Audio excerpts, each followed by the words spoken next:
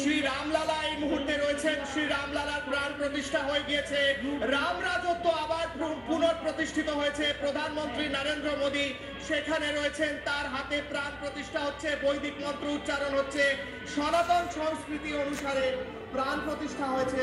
সেই প্রাণ প্রতিষ্ঠা হয়েছে রামলালার বিগ্রহে। যে রামলালার বিগ্রহ এতদিন আমরা দেখছিলাম, যে স্টিল ছবি দেখছিলাম, সেই রামলালা বিগ্রহ, রামলালা বিরাজমান দাঁড়িয়ে রয়েছেন নিজের আসনে, নিজের সিংহাসনে, এবং তার ঠিক নিচেই রয়েছেন যে রামলালার অষ্টধাতুর ছোট বিগ্রহ এতদিন ধরে তাঁবুতে পূজিত হচ্ছিল, তিনিও স্থান পেয়েছেন গর্ভগৃহে। প্রধানমন্ত্রী সেই ঐতিহাসিক মুহূর্ত সৃষ্টি করছেন, প্রধানমন্ত্রীর হাত ধরে সেই ঐতিহাসিক মুহূর্ত সৃষ্টি হচ্ছে, এবং আমরা প্রত্যেকে সেই ঐতিহাসিক মুহূর্তের দোরগোড়ায় দাঁড়িয়ে ইতিহাস সৃষ্টি করছি।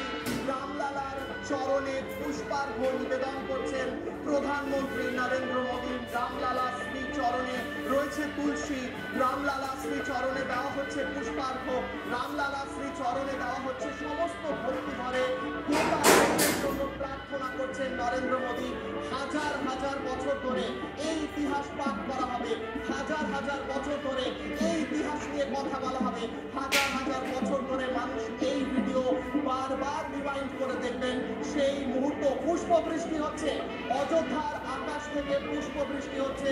রামায়ণ মহাভারতে আমরা পড়েছি, দেবতারা পুষ্পবৃষ্টি করেন আকাশ থেকে, যখন কোনো শুভ মুহূর্ত আসে সেই পুষ্পবৃষ্টি হচ্ছে আকাশ থেকে। পুষ্পক বিমান থেকে পুষ্পবৃষ্টি হওয়ার কথা আমরা পড়েছি। রামলালা শ্রীমুখ, রামলালার দর্শন হচ্ছে সম্পূর্ণ দর্শন। রামলালা গোটা বিশ্বকে দর্শন দিয়ে গোটা বিশ্বকে পবিত্র করছেন। জয় শ্রীরাম এই কথা।